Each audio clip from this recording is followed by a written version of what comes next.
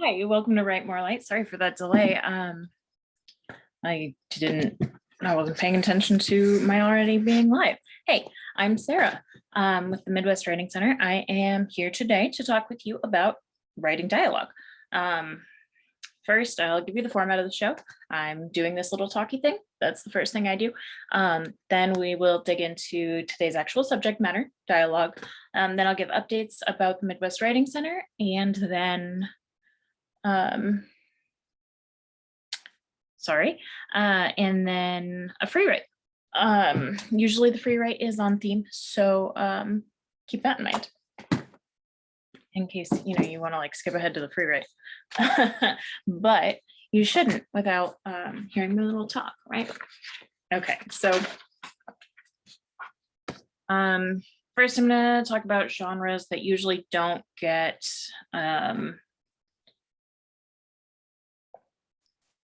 as much attention with dialogue. Nonfiction, for one thing. I think the real issue with dialogue in nonfiction is people are afraid to use it. People don't want to misquote or whatever.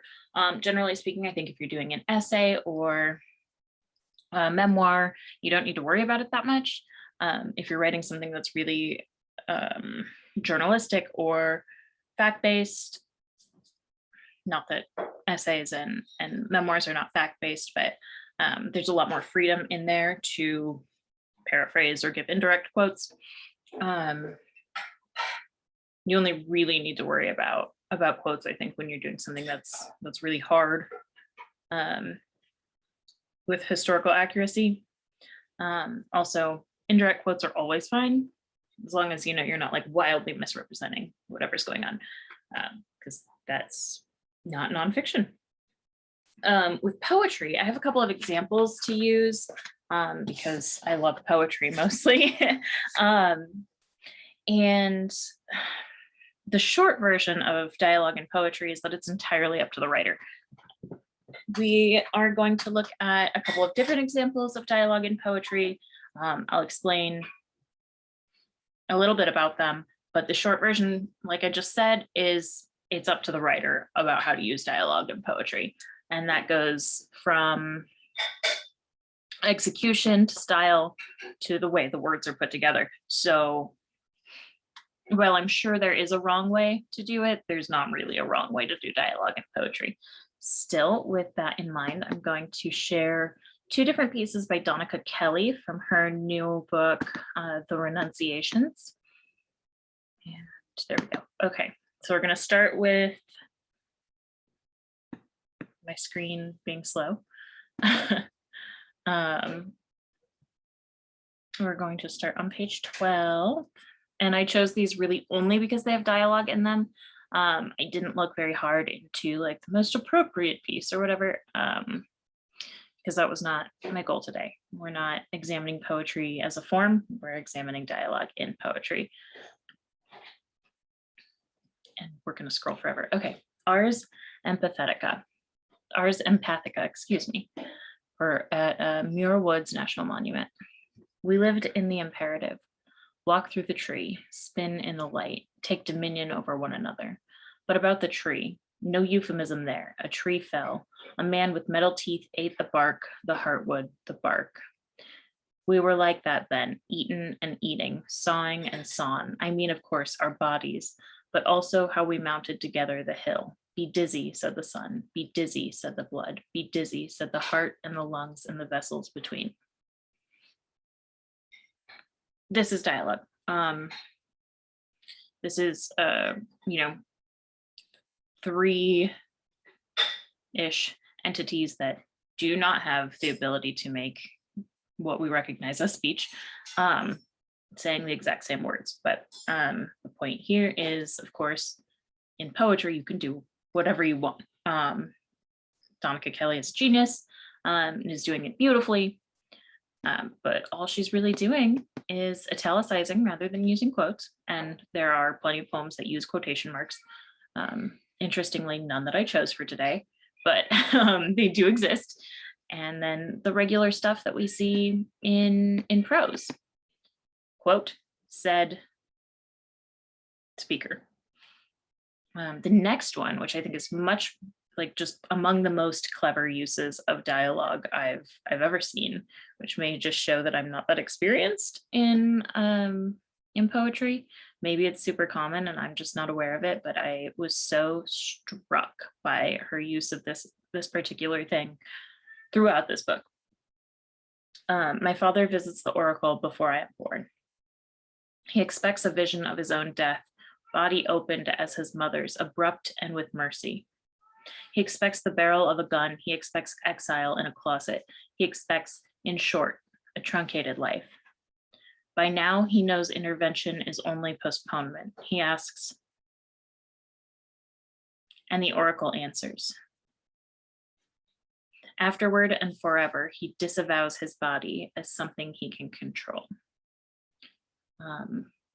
So I did choose this poem on purpose because the other poems in which she uses dialogue in this format can be very triggering. What she leaves unsaid in the form of dialogue is very clear in other places, and I think leaving it up to the imagination by being so vague, not giving us the words, is super powerful. And that's an interesting way to do it, and a really cool way to do it. And I wonder very much about how she made this decision, because it comes up a lot in this book. And at other times in this book, like I said, it's very clear exactly what is being said, but is left blank in brackets. And of course, this is to say that poetry can do whatever it wants with dialogue. It's really, really powerful. And I just didn't want to get into the more visceral moments in this book without, a really formal trigger warning and discussion of why and stuff like that. So I chose this one, but still think it's very powerful. The lack of dialogue being dialogue is amazing, and always an option. The next poem I'm going to share is ordinarily and historically, I have actually shared this piece as a video clip, but I don't want to read the whole poem. Maybe I will still, but there's so much going on with the performance of this next piece, which is Macrophobia by Jamaal, which anyone who has heard me talk more than once about poetry has heard me mention Macrophobia by Jamaal. So it's a poem that really, really appeals to me, and I'm gonna try to keep it short. Yeah, it's a pretty long poem. I'll skip around so as to give a couple examples, but he uses dialogue. It is this website I'm going to share is I think reviewing it as a conversation piece, like as a piece of conversation. I didn't actually read the review. I was just looking for the text on page so that I didn't have to read it to you out of book and or show the video, which is so much more powerful because of the way he performs. So Macrophobia, fear of waiting. I love too many women is not the best lead-in for a conversation that will end with me telling you I love you. So I love too many women is the quote here, is the dialogue. He doesn't delineate it with punctuation, and then he later uses an indirect quote, right, with me telling you. So I'm not actually saying it this time, I'm referencing saying it. That's what an indirect quote is.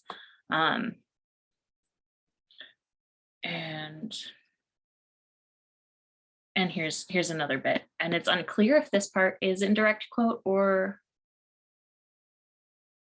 direct. I'm asking if you are like me. Do you let go too soon? Are you afraid more of having hands covered in ash than you are of getting the timing wrong? So we don't know if he's saying these words or if he's explaining what he wants to know, but it still functions as dialogue. We are seeing the words that would be quoted. And then down here, I kept fiddling with my phone through dinner because I was fascinated that every time I tried to type love, I missed the O and hit I instead. I live you is a mistake I make so often. I wonder if it's not really what I've been meaning to say. I know that this piece really, or this stanza really appeals to people because it's both literal and figurative. Again, not getting into the mechanics of the poem right now, but in the way that he uses dialogue. And what's special about this piece is you can look at the whole poem and say, this is a monologue, right? This is someone speaking directly to another person. You could also look at it as though, you know, the pieces that I've said are definitely dialogue, and the other pieces are more indirect quotes, are more epistolary or direct address in nature rather than actual conversation. So it's an interesting piece to look at for that particular element.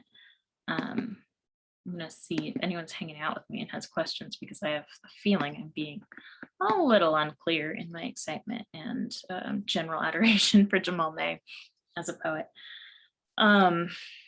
Yeah, so like I said, the short version is poets can do whatever they want with dialogue, and surely there are ways when it has been or will be done poorly, but that is not based solely on how dialogue is done. Now, I can also say that that's true of prose, right? There are ways that we can do prose that we can do whatever we want with dialogue, with quotes in prose, and sometimes it's going to work and sometimes it's not. That's just the nature of the beast of writing, probably of art too. I'm not gonna fully get into that. So now I just really quickly wanted to go over nonfiction and poetry, because fiction is really where this comes up. Fiction writers are the ones who want or need to write realistic dialogue, and they're the ones who historically, in my experience, have asked how to do it or why they're doing it wrong, or why it's so difficult. When I started doing workshops with writers, got very strong responses to my dialogue. People would either say that it was really excellent or really bad, really unrealistic. And so that's an important note that I want to make when I, in the early days of my writing, I was writing really from a very specific place, which was, I'm getting into a couple of really specific notes and important notes about when you can ignore advice about dialogue. I was writing from experience, and I was writing about a community that I was very intimately engaged with, and I knew how these people spoke. And that's the first thing. You can absolutely ignore advice on dialogue if you are speaking from, your writers are from, I mean, your characters are from a non-dominant culture, that you are the same, like you need to be coming from the same non-dominant culture as your characters in order for me to be able to say, yes, always ignore people who tell you you're doing this wrong. But if your characters are from the same non-dominant culture that you are, and someone from the dominant culture is telling you your dialogue is unrealistic, you can ignore them. If your characters are speaking the way that you speak at home or among your friends and peers, and someone who has no knowledge of your background, like they may know you are from this background, but they have no knowledge of what it means to be of that background, those people are telling you that you're unrealistic, ignore them. They're not your audience. If for some reason you want to appeal to that audience, you can certainly change small things about dialogue. Personally, I don't love that. If I want to engage with a non-dominant culture, I want to do it authentically. I want that experience to be authentic. I don't want it to be watered down for my experience. That's less authentic, that's less true. And it's probably not as good. That said, you can be trying to write from your own experience and be doing it badly. But I can't really speak to that. This is hypothetical. And it also happens that it's super common. Primary complaints that, so I've talked before about the anti-racist writers workshop and how, a lot of the times, and I'm using this as a reference because then you're not just, that it's not just me saying this. A lot of the times when we see people from non-dominant cultures, and this can mean marginalized or not, generally it does, the people from the non-dominant culture are told that their stories aren't realistic because the people from the dominant culture don't get it. That doesn't mean that you're doing it wrong. It does not mean that you're doing it wrong. And this is a very, very common thing. We, in writing workshops, historically, and most often, have the pattern of, I read your work and I tell you what is wrong with it. Sometimes I tell you what's right with it, but I tell you what's wrong with it usually. And sometimes your audience isn't, for this workshop, isn't going to be your audience in real life, or the audience you're writing for. And it's important to not take criticism seriously if the criticism is not relevant. That's more difficult, of course, to get a holistic and accurate feedback if you don't have access to other people who will get you. But just something important to keep in mind. My other note of import is a little less serious, but in speculative fiction, we have a sort of a double-edged sword of, we can say, and it can be absolutely true, that this is a different world from our own and people speak differently here, but you can still do that badly. So negative, but you can still be bad at it. So in speculative fiction, yes, a lot, and when I say speculative fiction, I mean sci-fi fantasy, or just not strictly realist, right? Realistic fiction. It's true, right? And this is just really going to show my pathetic bias. I'm not super familiar with speculative fiction. I have read it. I've read very little fantasy. I've read more sci-fi, generally speaking. I don't read from those genres, so I apologize in advance. But if that is true, if it's not an excuse for poor dialogue, which I'm not, it probably is not an excuse for poor dialogue, but it could be, right? It could be that I'm receiving feedback that I don't like, and I need you to understand that I'm not writing in the world that you think I am. Then that's totally valid.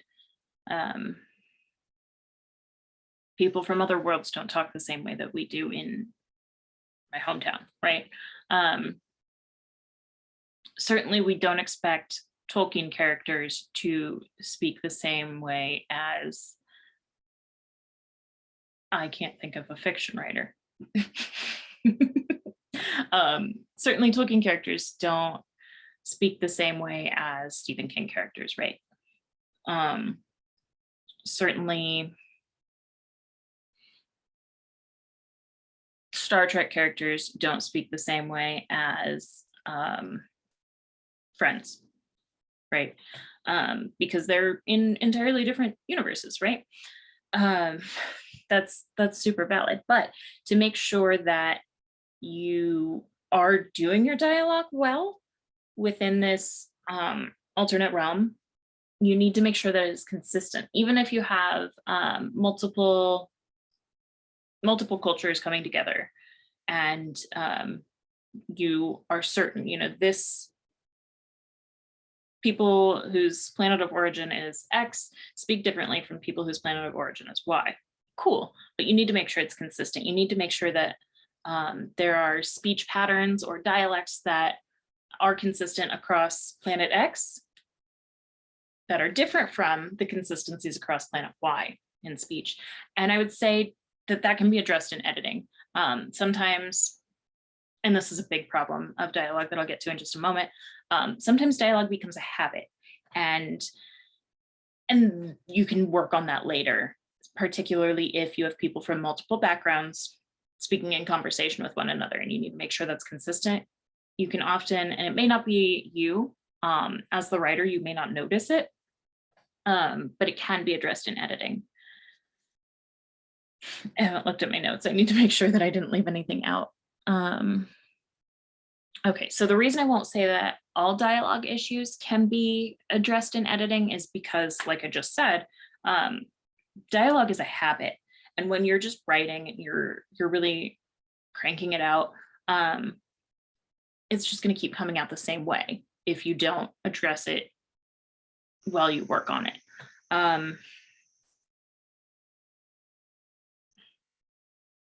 Yeah, so particularly in fiction, we have dialogue so often that if you wait until your draft is done to address the dialogue, you're going to upend the full text. It'll be so much work that it will hurt. It will be a lot of work. Oh, here's something I did leave out. When we look at dialogue from non-dominant cultures, and we want to see like who's done it successfully, I would first look for people from the background that you're representing, hopefully your own. But places you can look would be Clockwork Orange. I have not read it, but I understand that the dialogue is super. I've read the first few pages because I've been told that the dialogue is so important. I want to say it's a first person narration, and it is written conversationally, and it's so important, as I understand it, to the narrative. I didn't bring that in here with me. I was going to say James Baldwin does an amazing job with dialogue, because the special thing about dialogue is it stands out against the narration. Dialogue is a different language, if that makes sense, from the rest of the narrative. And you can see that very clearly in Baldwin's work. You can see it in Joyce, James Joyce. I don't love Joyce. I didn't bring Ulysses or Portrait in here with me either. But those are two examples. So he's obviously more famous for Ulysses, in which he writes the whole thing in dialect, and it is very difficult to read. And it was very difficult to read when he wrote it 100 years ago. That just made me feel old, because the 20th century, the turn of the century was 100 years ago. That's weird. It was difficult to read 100 years ago, but it was also very, very novel to do something like that in the early 20th century. And I'm about to address that too. So he does it much less so in like Dubliners or Portrait of the Artist as a Young Man. But I guess if you have to read Joyce, I would read Dubliners. Because he knows the difference between narration and dialogue. I cannot say he's not talented just because he's not my jam. And then Whiteout Conditions by Tariq Shah, who taught at our conference this summer. I will read to you from that. I'm going to just do the first moment when the main character's name is Ant, when he meets up with his friend. Okay, so I'm going to read. Presumably you'll be able to tell the difference between narration and dialogue. If you can't, I'm doing a bad job of this, and maybe should have less faith in this text. God, it's so pretty. This is page 8, so we're 8 pages in. My dad never drank. That lent him a certain polish that Ruby, the other woman, must have found magnetic. He was always the designated driver, the voice of reason, drumming sense into whomever was first to get rowdy at dinner parties, the one who really had no patience for mom's drunk juggling, or more than anything, seemed to love to be the one to carry her to bed. I, on the other, oh, this is totally not the excerpt I thought it was. A really good excerpt though. I apologize. So anyway, you've heard some narration now. That's what was important. Then we're going to skip ahead to page 10. Vince lays on the horn when he sees me. I heave my bag into the trunk and hop in like we've done this 100 times. Your hair is long, I tell him. It's past his collar, though it's also receding. Need to get a cut soon. Caroline likes it. So the lady next to me at the airport bar got bombed and would not stop pushing her dopey son's deep funk band on me. Deep funk or free funk, I can't remember. He goes to JUCO. He's the next Ornette Coleman, so that's something. No, it was liquid funk. But what that is, I do not know. Playing a lunchtime set at the Cubby Bear tonight or tomorrow. Gonna be a real toe tapper, apparently. Vince doesn't even smile. Things are good with you then. I shrug at him and at everything I could tell him. At all I could say in response, my hoard of thoughts and tidings and urges that want a voice, a breath. I keep them stashed. Feels nice riding in this behemoth again. How are things with you? He twists around to scope at a gap in the traffic to merge into. We're managing, he says. Okay, I'm going to skip one paragraph. Then it says, I believe this is Vince speaking. Could you not stomp all over my stuff, please? I need all that for work, and I give back a bunch of broke equipment. And if I give back a bunch of broke equipment to my boss, I hold up a plug head. What, this? That cable's for the reciprocating saw. It's not mine. Don't monkey with it. Maybe you shouldn't leave it tangled up on the floor under blankets of garbage. It was fine how I had it before you started getting your muddy, salty shoes all over everything.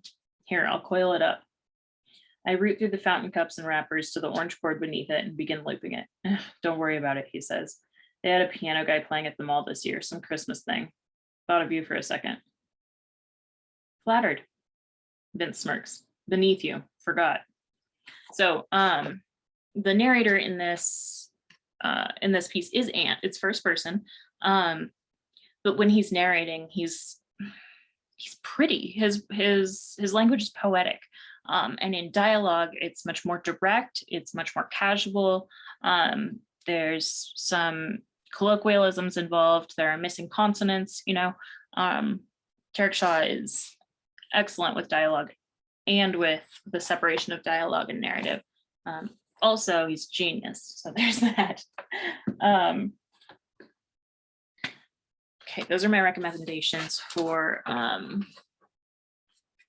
you know this community best, so don't let someone tell you don't know how to write it. Now moving on to why we may be bad at dialogue. If our primary experience with literature is the Western canon, then our only experience with literature is limited to texts informed by this. Historically, the only people, in early written English, not even that early, to be honest, the only people who were literate were wealthy or were clergy. So we're only getting one kind of writing, and that emphasizes the formal. I don't think really probably any other writing existed at the time, but also the common man isn't writing, isn't telling stories, doesn't have any means to document it. Following that, when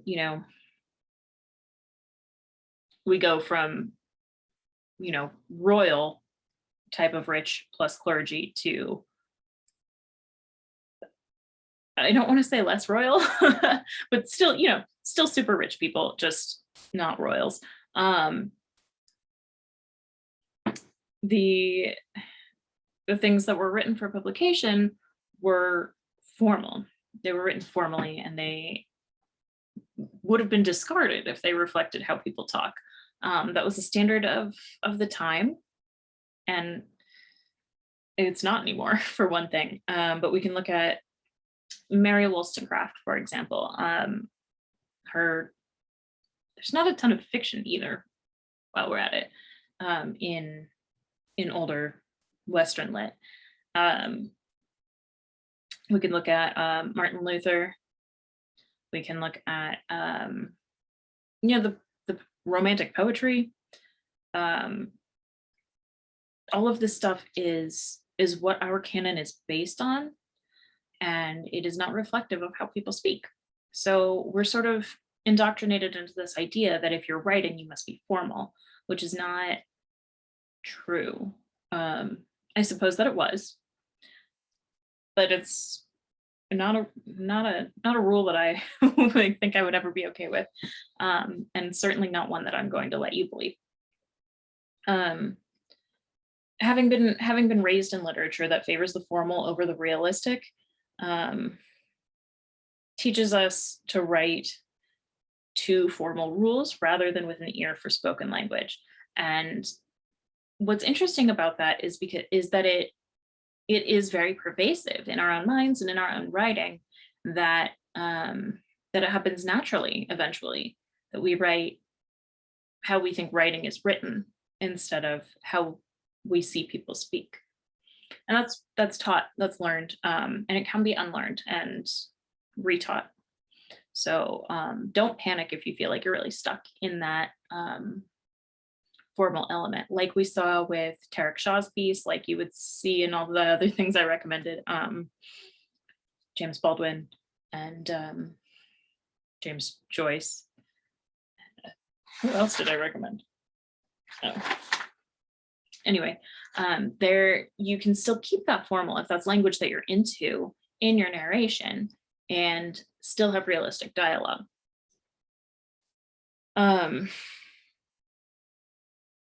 So I thought that I had a joke in here, and I'm really disappointed that I'm just looking for a joke.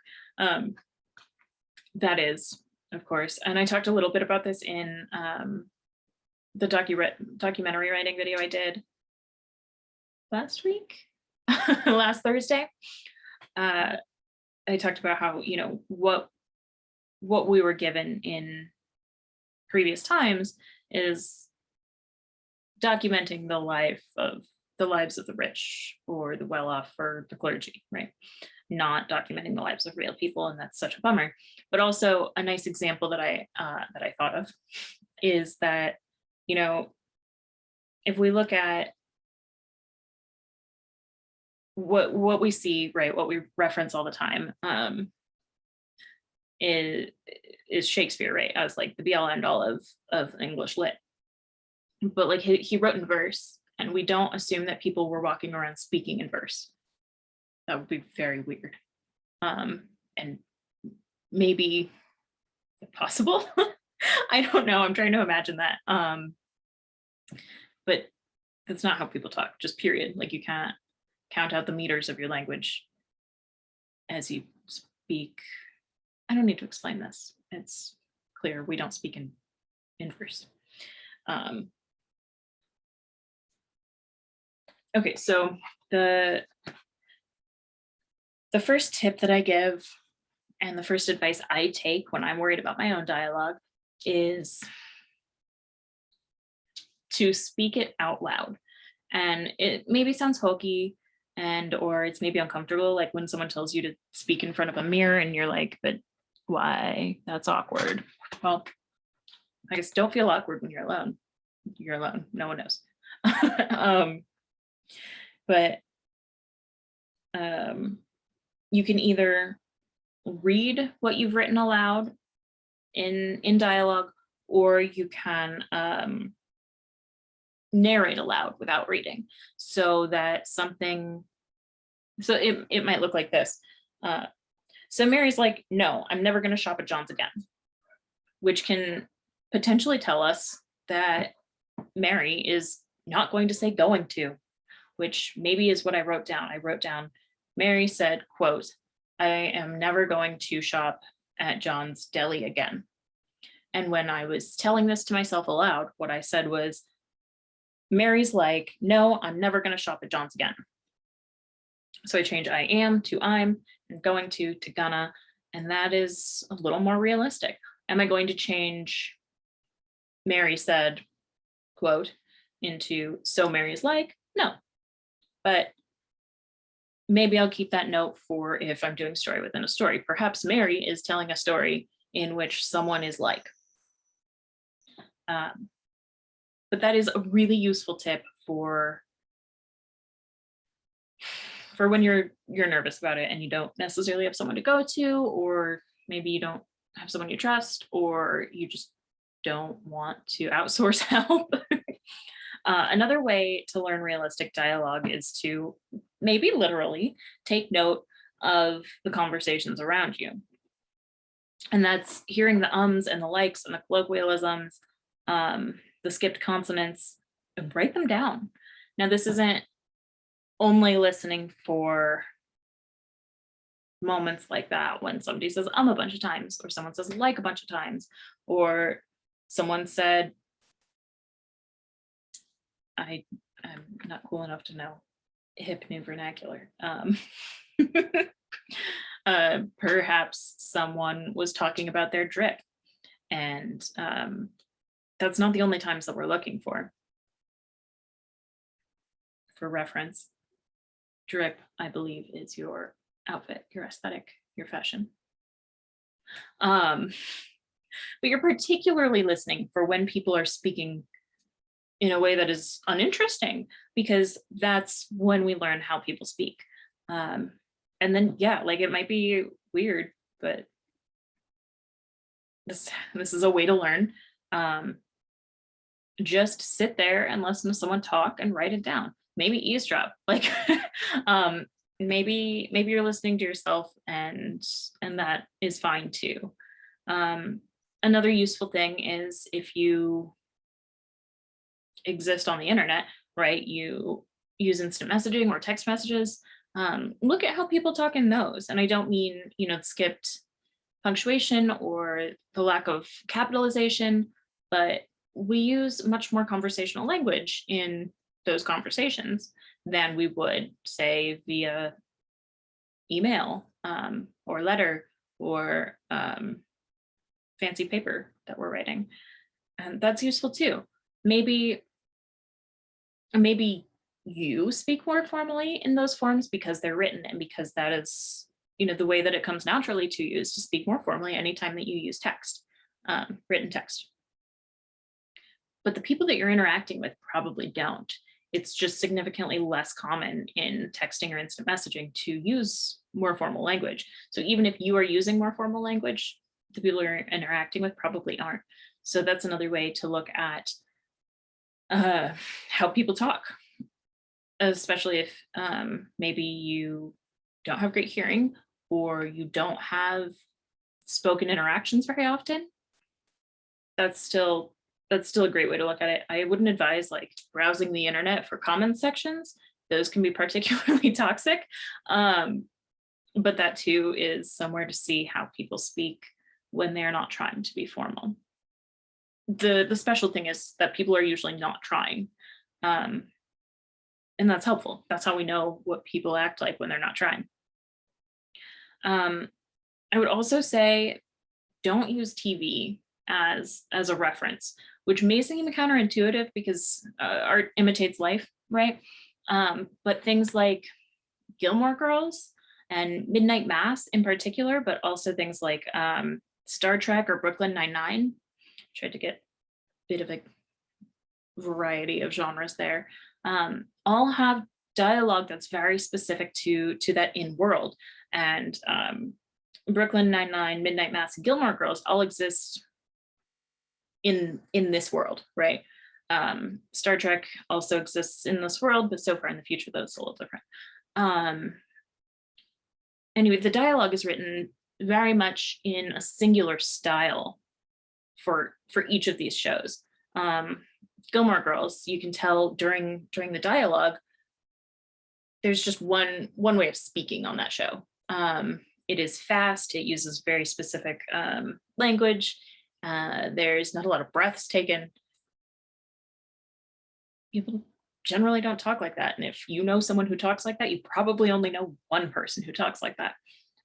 Midnight Mass, the dialogue is very formal in that show. And there's a lot of monologues. Generally speaking, humans don't monologue unless they're making a video all alone and lonely for this beautiful audience. But it's not very common. So like TV is not a great reference for how people speak, which seems ironic, but it's true. Or at the very least, if you are using television, I would be discerning. I also wouldn't rely on reality shows, as those are generally scripted. If you don't know that, that's a true fact. It's just, TV is just not going to be the reference point that we want it to be. Part of that is because it's scripted, right? It is written, and it's written to have a particular effect on you, which sure is also what we're doing in writing. But if we want to be reflecting how people speak, we need to know how people speak when they are not scripted.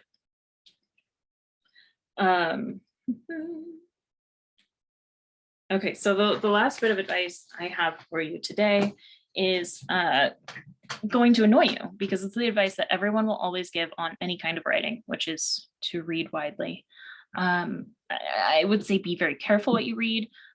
If you're interested in YA or middle grade, for example, I would skew toward Rick Riordan over John Green. John Green does that thing that Gilmore Girls does, where people speak in a very specific manner because they're all written by the same person, where Rick Riordan is, I don't know, very aware of how teenagers talk.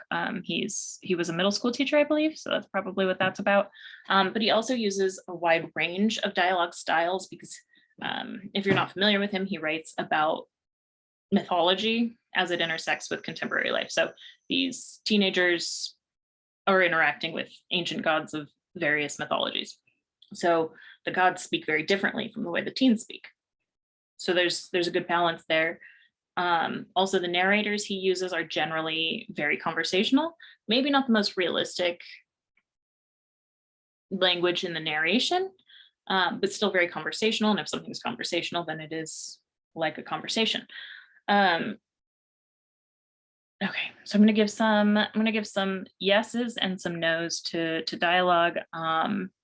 I've got a stack of books next to me. You're going to see it all. I have two nonfiction books. I guess I'll start with them. Both are essayists. One is a collection of essays. The other is just a normal nonfiction book. So first we have Godland by Liz Lenz. You know that we love Liz Lenz. She has been at our Collins Writers Conference every summer for 4 years, maybe? 4 sounds like a lot. And I know she has editing involved in the writing process, but she writes very much like people speak, and that's in her narration. It's more formal, sure, but it's pretty realistic. If you've seen her speak, you know that she talks like this. You just have to visit her Twitter or look her up on your favorite search engine and just watch her talk, and you'll see she does speak like this. Additionally, there are interviews in here, and she has another book called Belabored, in which it's a pretty similar format, and she's got essays all over the place. So you know that she's also a journalist. Wherever you look for her, you've also got dialogue. Okay, I was just looking for a place with quotation marks in this last venture. And I've chosen this pretty much at random. I don't know why I say pretty much. It was totally random. You watched me do it. Why do you believe in God? I ask. Because if I didn't, I'd have to believe in the bottle. Direct quotes. We know who's saying them. I mean, if you read it, you know who's saying them. You know that this book is narrated in first person. You know that this is something someone actually said, because it's a nonfiction book, heavily documented, journalistic in style. It has to be a direct quote or she would get in trouble. Preceding that interaction is one that says, Nothing makes me believe in God more than working the field in the early morning, he tells me. He believes in global warming. He believes the world is changing, but he doesn't think we can do anything about it. It's God's will. He's a big man, but it's clear he feels small in the context of the capricious beauty of nature. Why do you believe in God, I ask? Because if I didn't, I'd have to believe in the bottle. So the only thing there that's particularly formal is her description of this man that she's interacting with, named Mark. Otherwise, very conversational, right? I don't think I've ever heard anyone say the capricious beauty of nature in regular conversation. So Liz Lenz, good reference point. She's got essays everywhere ready for your consumption. Gia Tolentino, same situation. She's an essayist. She's got some quotes. She did some interviews. These essays are of a journalistic nature, even though they are personal essays.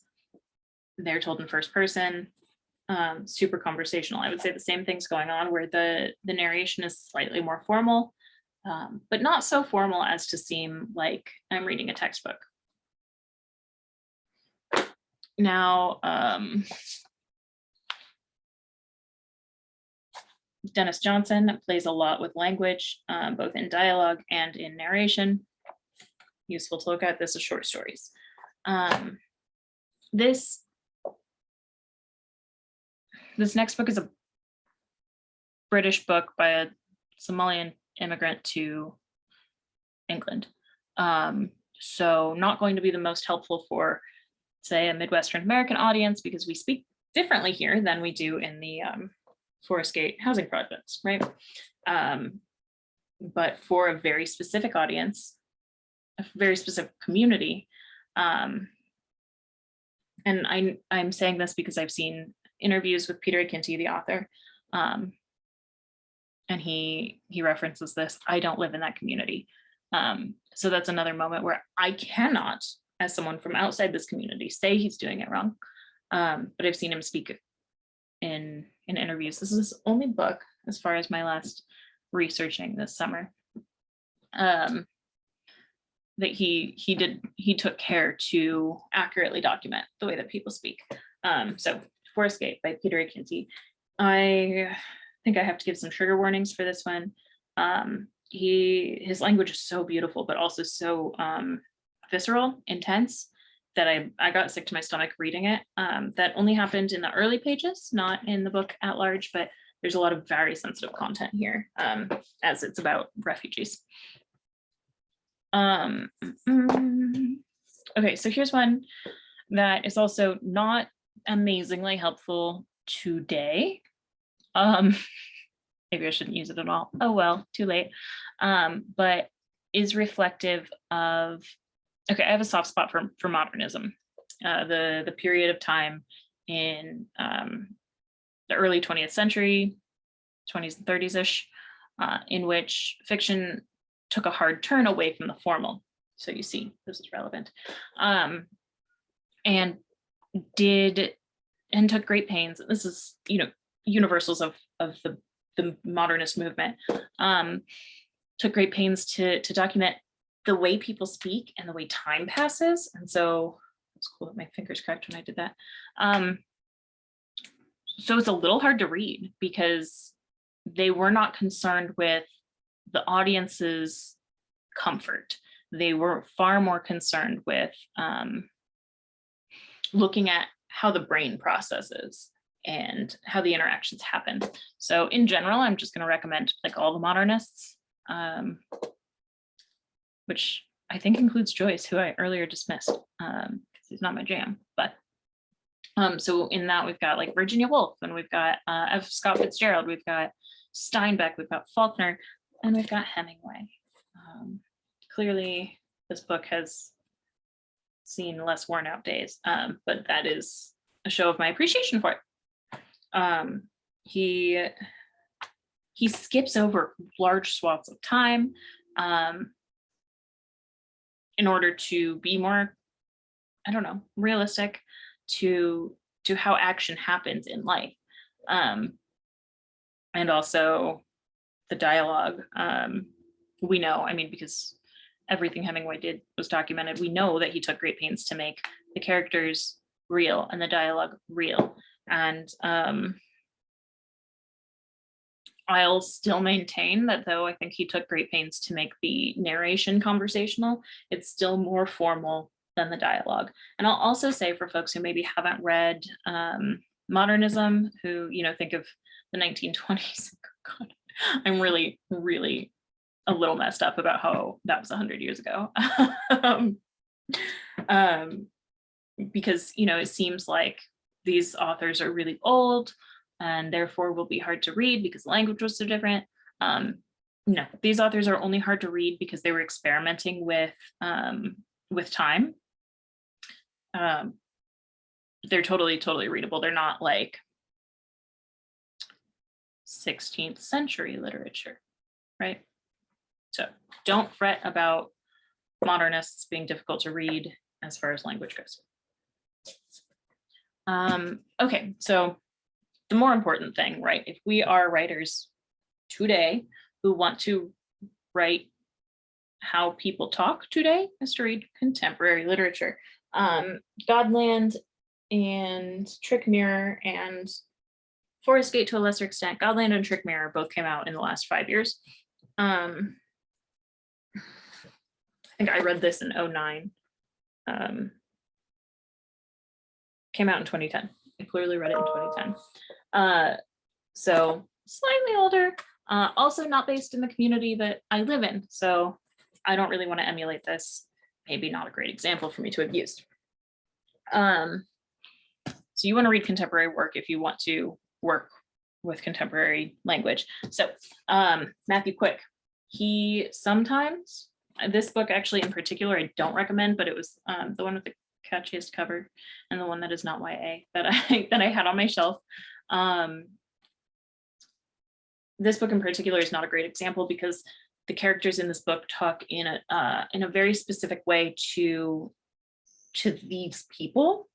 It's made note, of course, in the text that these people are outsiders of society, but the rest of Matthew Quick's books are pretty good at realistic dialogue and how people speak. Of course, I pretty much recommend all of his books.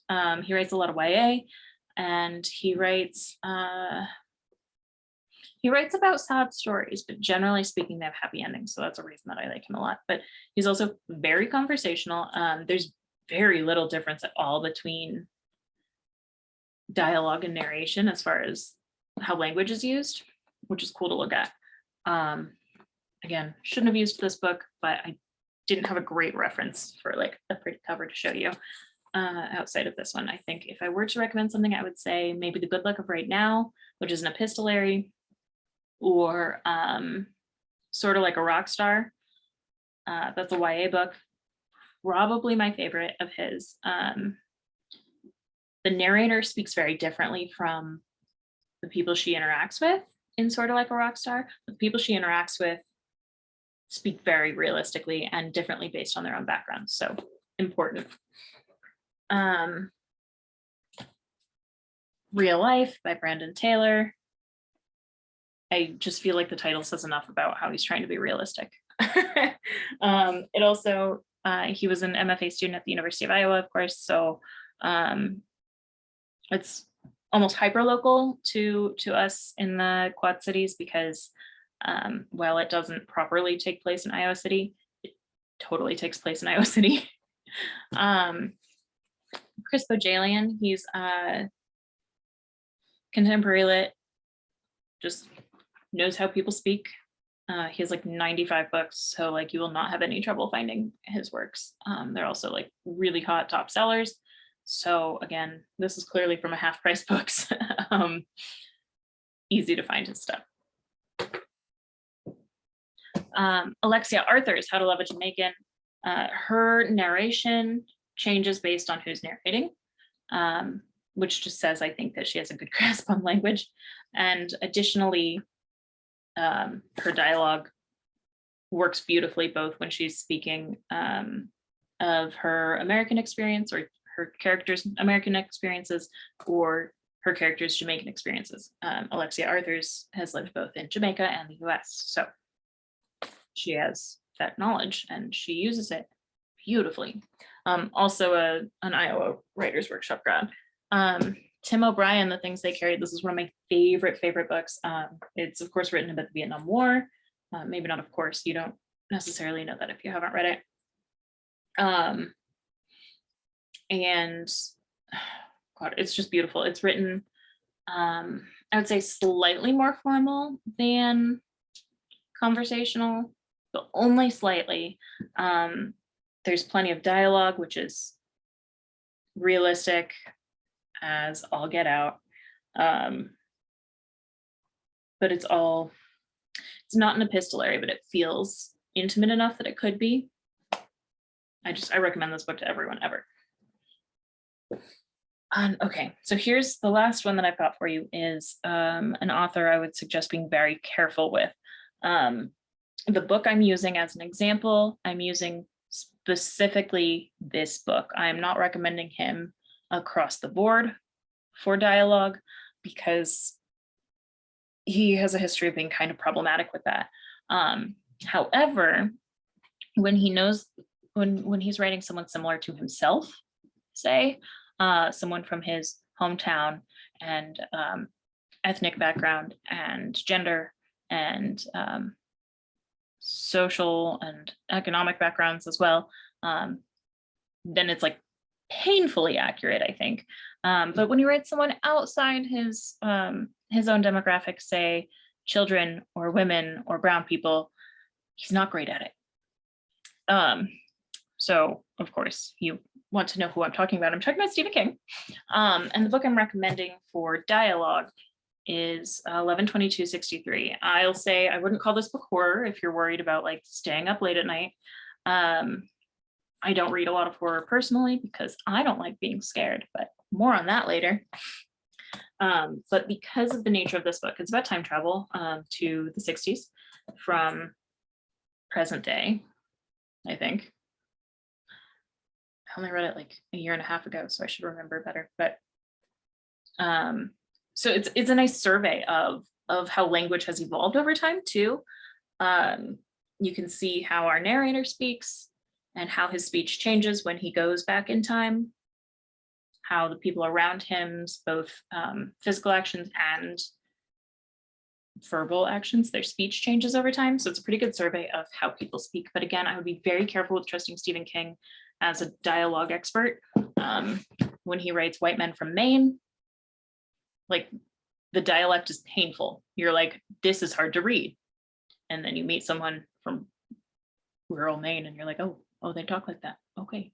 But again, when he writes Brown Women, you're like, pretty sure you're out of line, buddy. Granted, that has gotten better throughout his career, but like not going to recommend him across the board.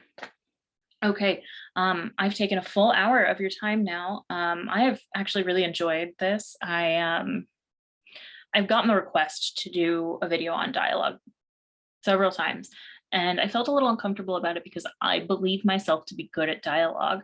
But because of that, I'm kind of a jerk about it. And my response has been more than once, and I'm sorry to admit this, just to say something along the lines of, but is that how people talk now? Which isn't helpful. And also, like, how do you know how people talk if you're not paying attention? Do I pay attention? I don't know. So that was something that I first had to look at. Like, am I an expert? Probably not. Probably not. I only exist in the world I exist in, right? I don't know outside my own experience. Do I think I'm good at showing the dialogue of my own community? Yes. And I sort of referenced this before, people who knew me, who were part of this community I was representing in my early days, thought that I represented them accurately. Whereas the people I was going to college with, who were distinctly not from that same community, thought that I was being super unrealistic. They didn't believe what I was writing, even though it was usually based on personal experience. The trouble with that then too is, as I leave this community, as I enter new communities, as I code switch and go about the world in, multiple different identities, how do I know when I'm receiving, no, when I'm giving accurate dialogue if I spend so much of my time code switching or trying to act natural in my language? So I had to think about, what do I do to make sure that I'm doing it well? I had to do some research and see what literary experts are saying, and I had to do some some owning my own garbage. It's not easy to look yourself in the mirror when you believe that you're good at something and say that you're probably not.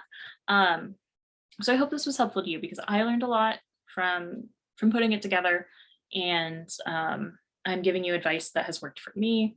And I think the more good dialogue we put out in the world, the better our work's going to be. So thank you for bearing with me on this.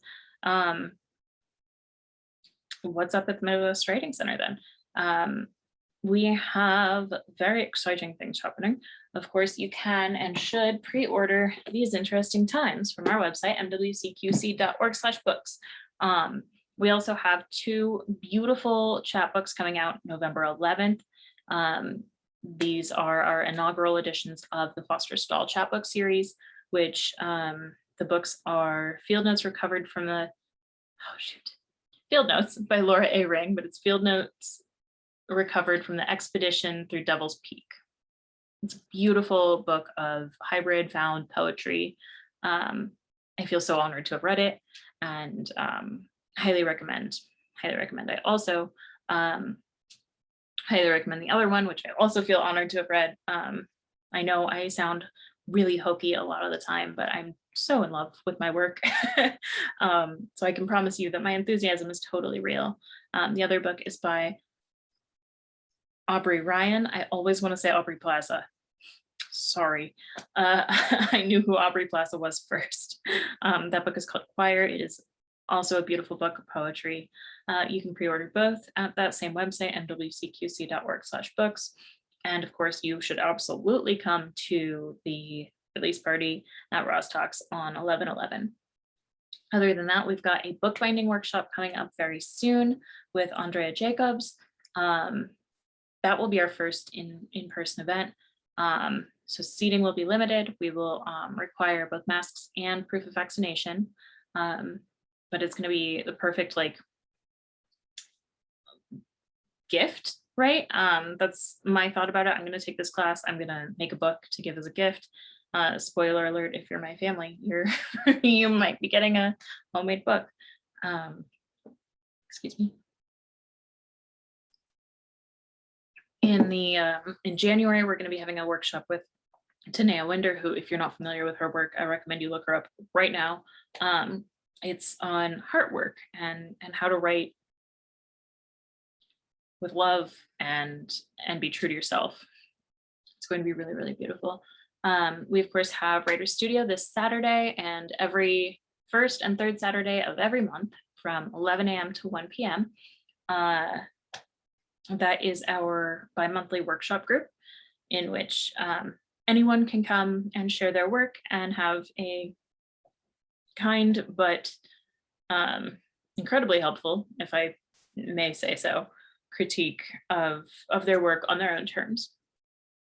Those are still online for now. We'll meet on Zoom. You can get the link on the Facebook page for either Writer Studio, or if you're signed up for our newsletter, it's in there every time too, the link to that. I didn't bring my calendar with me today. I was working in a different room. So unfortunately, that's really all I've got for you at the moment. But I think we're up to some great stuff this fall at the center. And I already said I've taken more than an hour now. So I will leave you with this writing prompt, and that prompt is to write a scene that is only dialogue that is dialogue accepting at the very beginning and the very end. So you can have some intro text and some closing text. Remember, you've got 5 minutes. You can write as long as you like, but you don't have to write longer than 5 minutes. You don't have to close up with explanation or expository text.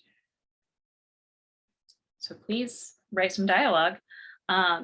If you want to have some homework, go about, listen to how people talk, document how they talk. But no matter what you do, please write more light into your life.